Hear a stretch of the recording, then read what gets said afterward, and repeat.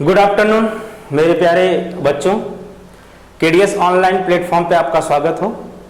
और मैं कुमार श्रवण, जैसा कि हमने कल आपको इकोनॉमिक्स, माइक्रो इकोनॉमिक्स के विषय में बात किया था, आज मैं इससे आगे लेकर चलूंगा कि मैक्रो इकोनॉमिक किसे कहते हैं। कल हमने माइक्रो पे बात किया था, आज मैक्रो पे बात करेंगे। हालांकि ये कंप्लीट कल टॉपिक हो जाता, लेकिन कुछ कारणों से इसमें प्रॉब्लम आने के कारण से जिसमें हमने कंप्लीट टॉपिक को कंप्लीट नहीं कर पाया, आज उसी को मैं कंप्लीट करूंगा। तो चलिए एक बार फिर रिवाइज करते हैं पीछे का हम लोग। तो जैसे ध्यान से समझिए बेटा, जैसे हमने बताया था आप लोगों को माइक्रो इकोनॉमिक्स, इसको हमने कहा था व्यष्टि अर्थशास्त्र।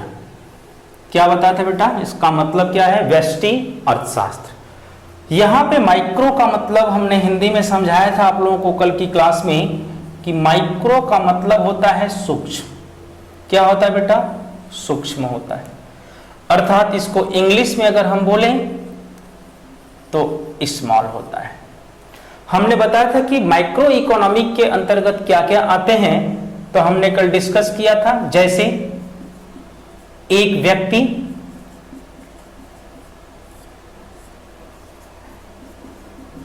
एक फर्म, एक परिवार, एक निवेशक, मांग अर्थात डिमांड जिसको कहते हैं, आपूर्ति, सप्लाई। ये सारे जो एक यूनिट के रूप में आते हैं, या हम ये कह सकते हैं एक की जहां बात होती है, अर्थात एक की जहां बात होती है, जहां बात की जाती है, ऐसे लिखिएगा, की जाती है, उसे क्या कहा जाता है बेटा? माइक्रो इकोनॉमिक्स कहा जाता है। आई होप कि आप पूरा समझ गए होंगे कि माइक्रो का मतलब सूक्ष्म होता है, और सूक्ष्म इंग्लिश में बोलते हैं स्मॉल। अर्थात जहां पे एक व्यक्ति की बात की जा रही हो, या एक फर्म की बात की जा रही हो, या एक परिवार की, या एक निवेशक की डिमांड, अर्थात एक व्यक्ति के द्वारा, एक व्यक्ति या एक परिवार के द्वारा की गई मांग। और सप्लाई, आपूर्ति, जैसे मान लो एक उत्पादक के द्वारा, अर्थात यहां पे भी एक का कंसेप्ट आपको दिख रहा है कि अर्थात जहां पे सिर्फ एक यूनिट की बात की जाए, उसे हम लोग क्या बोलेंगे बेटा? Micro economics. आई होप कि आपको पूरा समझ में आ गया होगा। इसी को बोलते हैं बेटा व्यष्टि अर्थशास्त्र। चलिए हम लोग आज बात करते हैं माइक्रो इकोनॉमिक्स की बात करते हैं। मिटा दो बेटा। चलिए आज हम लोग बेटा बात करेंगे मैक्रो इकोनॉमिक्स की बात करेंगे हम लोग। तो इसको भी हम लोग कंप्लीट कर लेते हैं टॉपिक को, फिर हम लोग आगे बढ़ेंगे। देखिए जरा ध्यान से, अगर हम मैक्रो इकोनॉमिक की बात करूंगा, मैक्रो इकोनॉमिक्स की बात करूंगा, तो इसको हिंदी में कहा जाता है समष्टि अर्थशास्त्र। क्या कहा जाता है बच्चे? समष्टि अर्थशास्त्र। अर्थात मैक्रो का मतलब क्या होता है? कोई बता सकता है मैक्रो का मतलब क्या हो सकता है? देखिए जहां पर संपूर्ण अर्थव्यवस्था, जहां पर संपूर्ण अर्थव्यवस्था के आर्थिक व्यवहार के आर्थिक व्यवहार का अध्ययन किया जाता है, अध्ययन किया जाता है उसे माइक्रो इकोनॉमिक्स कहते हैं। अर्थात आप ये कह सकते हैं माइक्रो का मतलब क्या हुआ, समग्र, या आप संपूर्ण कह सकते हैं, संपूर्ण, या आप कह सकते हैं बड़ा।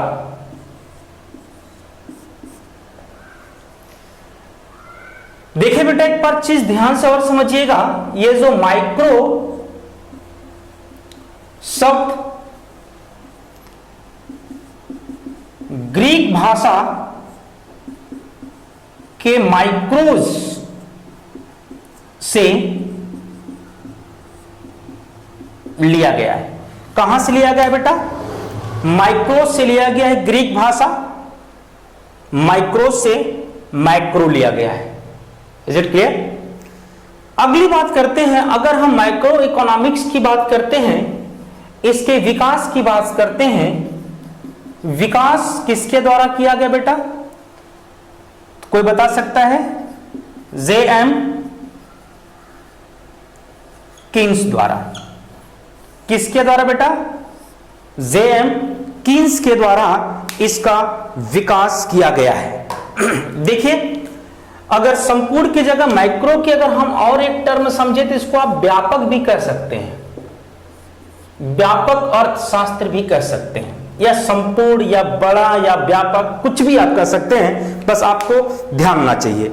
जैसे अगर मैं बात करूं बेटा कि जहां पर संपूर्ण अर्थव्यवस्था के आर्थिक व्यवहार का अध्ययन किया जाता है, संपूर्ण अर्थात होल अर्थव्यवस्था की बात करता है।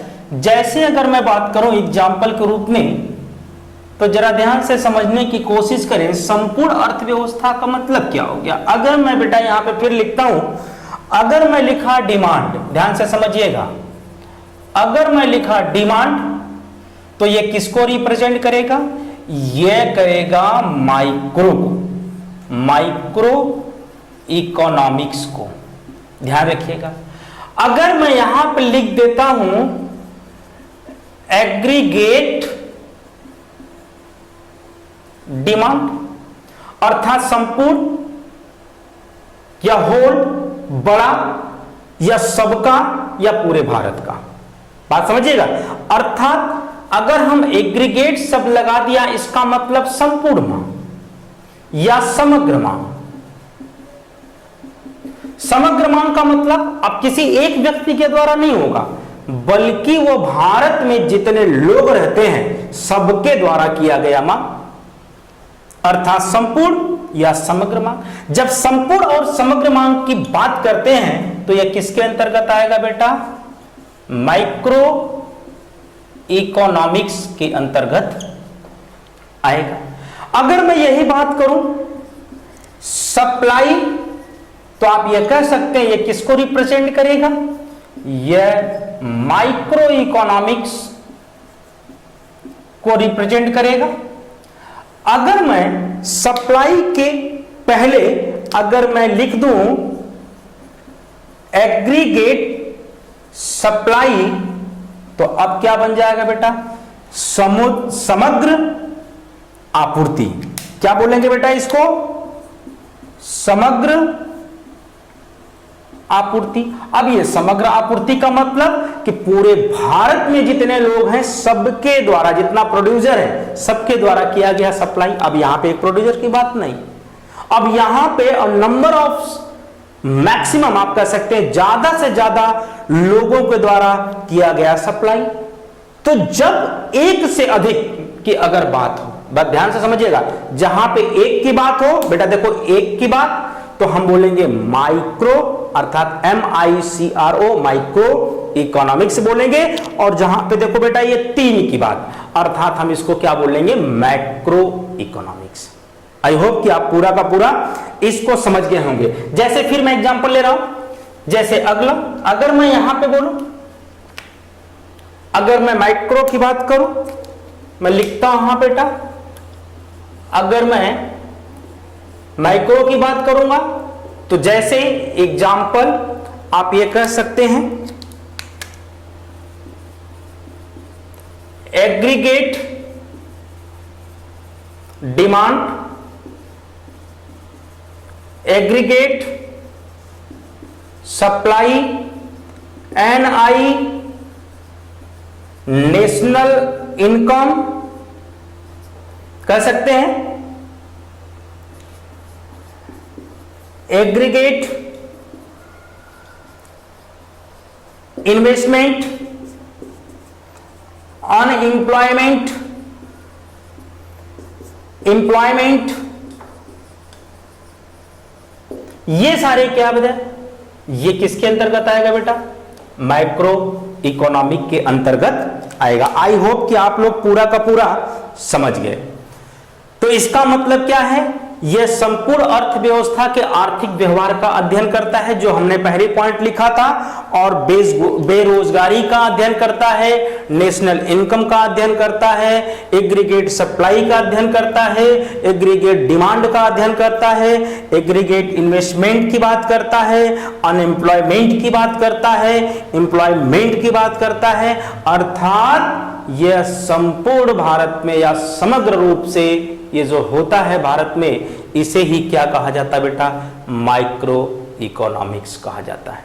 आई थिंक कि आप बेहतर तरीके से समझ गए। फिर मैं इस बात को बता रहा हूं, एक लाइन में अगर बोलना आपको हो तो आप बोलिएगा, जहां पे एक यूनिट की बात होती है उसे माइक्रो इकोनॉमिक्स कहेंगे, और जहां पर एक से अधिक की बात होती है, अर्थात संपूर्ण भारत की बात अगर हो जाए, तो वहां पे हम लोग माइक्रो इकोनॉमिक्स कहा जाएगा। मेरी बात समझ में आ गया? आइए जरा इसकी विशेषता को हम लोग समझने का प्रयास करते हैं। माइक्रो इकोनॉमिक्स के फीचर्स क्या होते हैं, जरा हम लोग इसकी बात करते हैं। तो माइक्रो इकोनॉमिक की विशेषता के विषय में हम बात करने जा रहे हैं बेटा।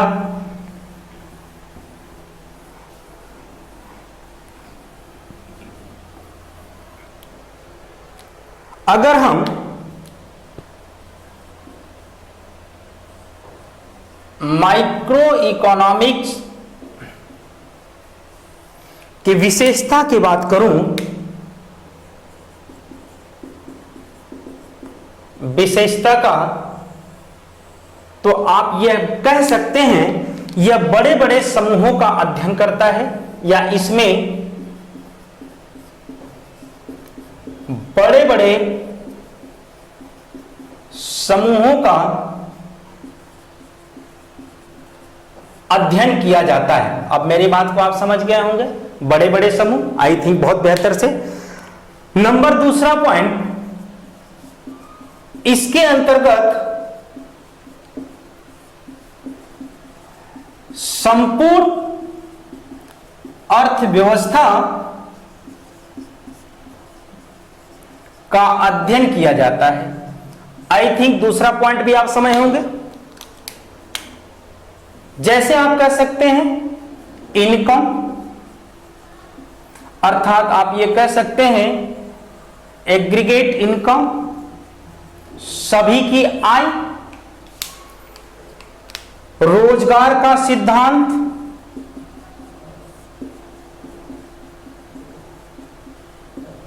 अब रोजगार के सिद्धांत अर्थात इनकम और रोजगार का सिद्धांत बोल सकते हैं इसमें जैसे उपभोग फलन की बात करते हैं, और दूसरा निवेश फलन। निवेश का मतलब आप जानते हैं बेटा, इन्वेस्टमेंट। उपभोग का मतलब आप जानते हैं बेटा, कंजम्पशन। अर्थात फलन का मतलब क्या होता है बेटा? फंक्शन की बात होती है। अर्थात इनकम और रोजगार सिद्धांत के अंदर में उपभोग फलन और निवेश फलन का भी अध्ययन किया जाता है, और सामान्य कीमत का भी यहां लिखता हूं मैं, अगला पॉइंट, इसमें सामान्य कीमत का भी अध्ययन किया जाता है। जनरल प्राइस लेवल की बात करते हैं बेटा, अर्थात जनरल प्राइस लेवल की अगर मैं बात करूंगा, यह टॉपिक अपने आप में जिसमें इन्फ्लेशन हम पढ़ते हैं, मुद्रास्फीति, तो उसमें इसकी पूरी की पूरी बात होती है कि आखिर जनरल प्राइस लेवल क्या होता है। तो फिर मैं बता देता हूं जनरल प्राइस लेवल क्या होता है।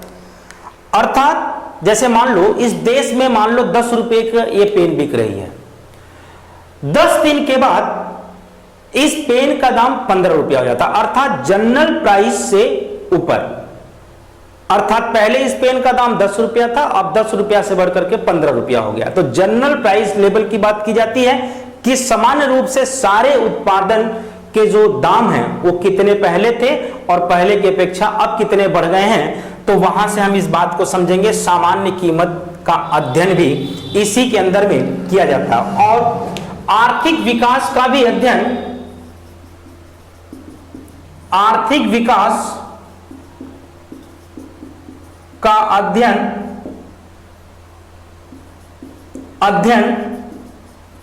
किया जाता है। मेरी बात आप बहुत बढ़िया तरीके से समझ रहे हैं। और विकास के सिद्धांत का भी अध्ययन किया जाता है, आर्थिक विकास और विकास के सिद्धांत का भी लिख लीजिएगा। विकास के सिद्धांत का अध्ययन किया जाता है, इसके विशेषता के बारे में हम लोग समझ रहे हैं। एक और लास्ट पॉइंट लिख लीजिएगा, व्यापार चक्र। आगे पढ़ाएंगे बेटा, व्यापार चक्र का भी अध्ययन किया जाता है, व्यापार चक्र का भी अध्ययन किया जाता है। सारे नोट्स आप लोग बनाते रहिएगा। तो ये बेटा माइक्रो इकोनॉमिक की कुछ विशेषता है, फिर मैं बता देता हूं। इसमें बड़े बड़े समूहों का अध्ययन किया जाता है, लेकिन माइक्रो में एक यूनिट का अध्ययन किया जाता है। तो पहला डिफरेंस तो आपको समझ में आ गया। दूसरा, इसके अंतर्गत संपूर्ण अर्थव्यवस्था अर्थात होल इकोनॉमिक की बात की जाती है, उसका अध्ययन किया जाता है। मेरी बात समझ में आ गई। इनकम, एग्रीगेट इनकम मतलब एक व्यक्ति की आय, और एग्रीगेट इनकम अर्थात एग्रीगेट मतलब समग्र रूप से जो सबकी इनकम है उसका अध्ययन किया जाता है। रोजगार सिद्धांत का अध्ययन किया जाता है, इसमें उपभोग फलन और निवेश फलन का भी अध्ययन किया जाता है। और इसके बाद सामान्य कीमत का भी अध्ययन किया जाता है, आर्थिक विकास का भी अध्ययन किया जाता है और विकास के सिद्धांत का भी अध्ययन किया जाता है। बेटा एक बार इसको आप लोग बढ़िया तरीके से देख लें, फिर हम आगे चलते हैं जरा इसके महत्व के बारे में। आई थिंक कि आप समझ गए होंगे। तो फिर मैं एक बार बताता हूं कि माइक्रो MICRO में सिर्फ एक यूनिट या एक व्यक्ति, एक फर्म, एक परिवार, एक निवेशक, एक व्यापारिक वर्ग का अध्ययन किया जाता है। सिर्फ जहां एक की बात हो, एक यूनिट की बात हो, वहां पे हम माइक्रो की बात करेंगे, और जहां पर एक से अधिक की बात हो वहां पे हम माइक्रो शब्द का इस्तेमाल करेंगे। अर्थात वो सारे चीजें माइक्रो इकोनॉमिक्स के अंतर्गत आएंगी। आई थिंक आप समझ गए होंगे। इसकी विशेषता को आप लोग नोट डाउन कर लीजिएगा, क्योंकि बेटा आने वाले समय में हमारे पास कुछ इक्विपमेंट की कमी है, लेकिन हम जल्दी ही ला करके आपको सारे क्वेश्चन जो पिछले वर्ष, उससे पिछले वर्ष अर्थात 5 साल के जितने भी इकोनॉमिक्स रिलेटेड क्वेश्चन पूछे गए हैं, और मैं सारे के सारे क्वेश्चन को सॉल्व कराऊंगा। इसलिए आप इस सब को आप पढ़ते चलिए बेहतर तरीके से, फिर जल्दी जल्दी आप क्वेश्चन को सॉल्व भी कर लेंगे। चलिए हम मिटाते हैं। अब जरा माइक्रो इकोनॉमिक के महत्व की हम बात करते हैं। इसका महत्व क्या है, आई थिंक कि आप समझ गए होंगे। अगर हम इसके महत्व की बात करेंगे तो माइक्रो इकोनॉमिक्स के महत्व की अगर हम बात करें, इंपॉर्टेंस की बात करें, तो पहला बेटा आएगा सरकार के नीतियों के आधार पर। ध्यान से समझिएगा, सरकार के नीतियों के आधार पर, सरकार के नीतियों के आधार पर, अर्थात सरकार जो अपनी नीति बनाती है। अब आप बोलोगे सरकार कौन सी नीति बनाती है, तो मैं यहां लिख देता हूं, जैसे मौद्रिक नीति और राजकोषीय नीति। तो आप लोग ये जानते हैं मौद्रिक नीति तरलता को कम और ज्यादा करने के लिए बनाई जाती है, और राजकोषीय नीति एक विकास, जितने छोटी छोटी इकाई हैं या बड़ी बड़ी जो हमारे पास इकाई हैं उसमें इन्वेस्ट करने के लिए, और सरकार बजट भी पास करती है, तो वो राजकोषीय नीति। हम आगे चल के इस पर पूरा का पूरा डिस्कस करेंगे कि फर्क क्या है मौद्रिक नीति में और राजकोषीय नीति में। तो इसके अंदर हम लोग बेटा क्या करेंगे कि अगर मान लो कि दोनों के बीच में हम एक संतुलन स्थापित करते हैं, संतुलन स्थापित करते हैं, अर्थात कि जहां पे लगता है सरकार को कि तरलता ज्यादा हो गया, आरबीआई और सरकार मिल करके उसका संतुलन करती हैं। उसी प्रकार से राजकोषीय नीति होती है जहां पे सरकार बजट पास करती है, जिससे हर प्रत्येक सेक्टर को बढ़ाने के लिए बजट का आवंटन करती है कि कितने परसेंट तक सरकार उसमें पैसा खर्चा करेगी या कितना करोड़ों रुपए खर्च करना चाहती है। तो वो सारी चीजें राजकोषीय नीति के अंतर्गत सरकार बना करके करती है। और दूसरा है व्यष्टि अर्थशास्त्र के विश्लेषण के रूप में, दूसरा है बेटा व्यष्टि अर्थशास्त्र के विश्लेषण में अध्ययन बोल सकते हो। अर्थात यहां पर हम लोग दोनों सेगमेंट को लेके चलते हैं बेटा। एक तरफ व्यष्टि अर्थशास्त्र की बात और दूसरी तरफ मेरे बच्चा समष्टि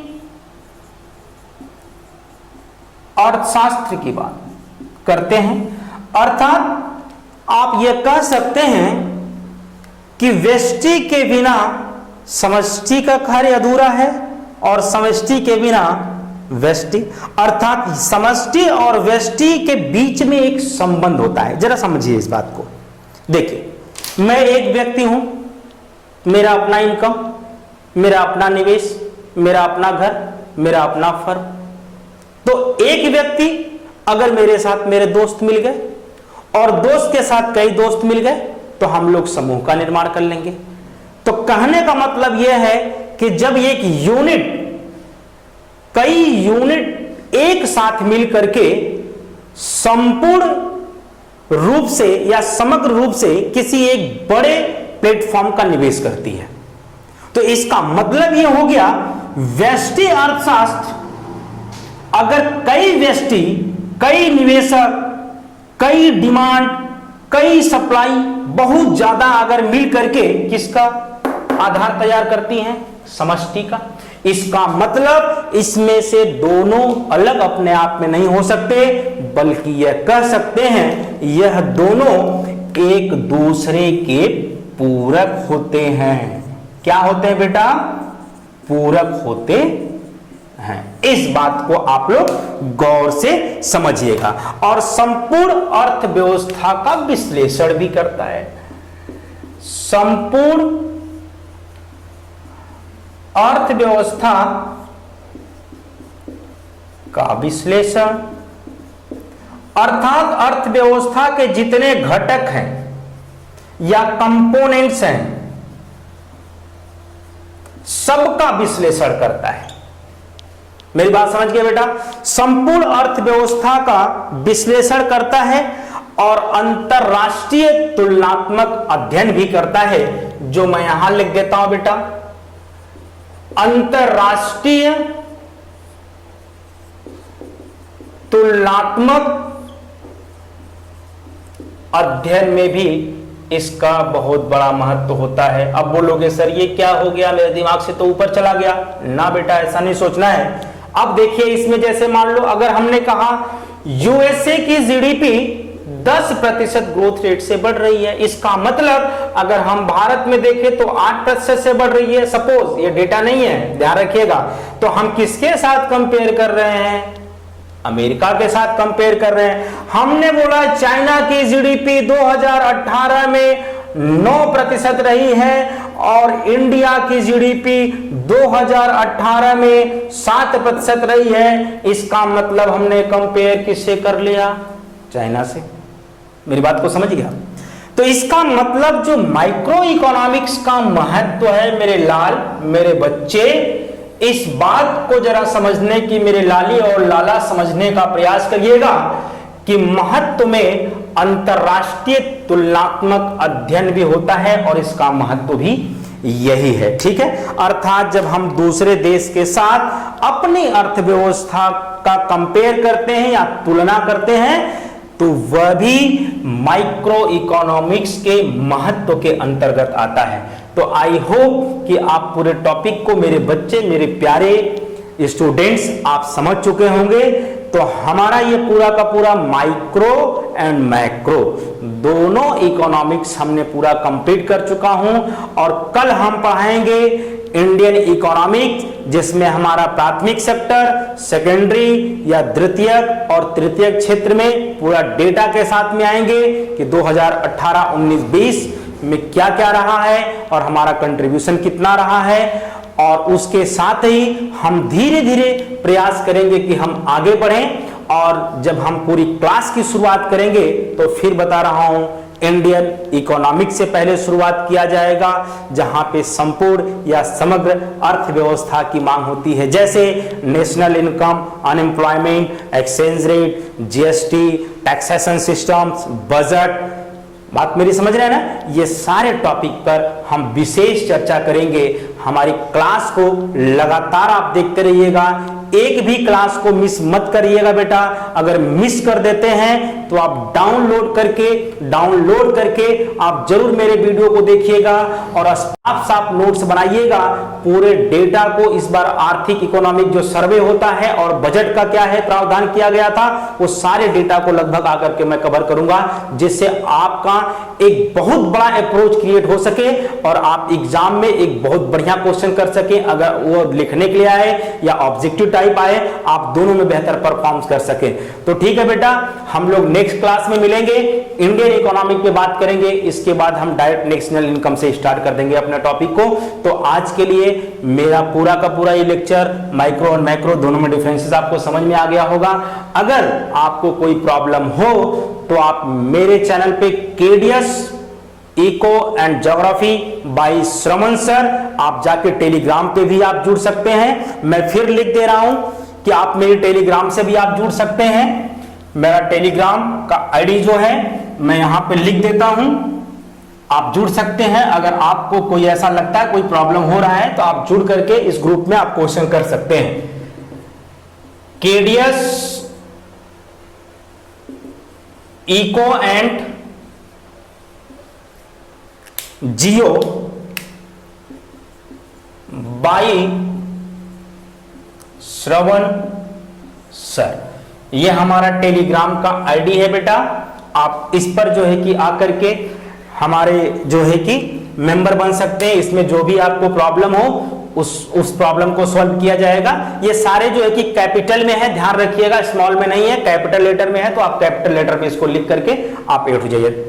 थैंक यू सो मच बेटे, हम कल मिलेंगे और कल हम जो है कि इंडियन इकोनॉमिक पे बात करेंगे। धन्यवाद।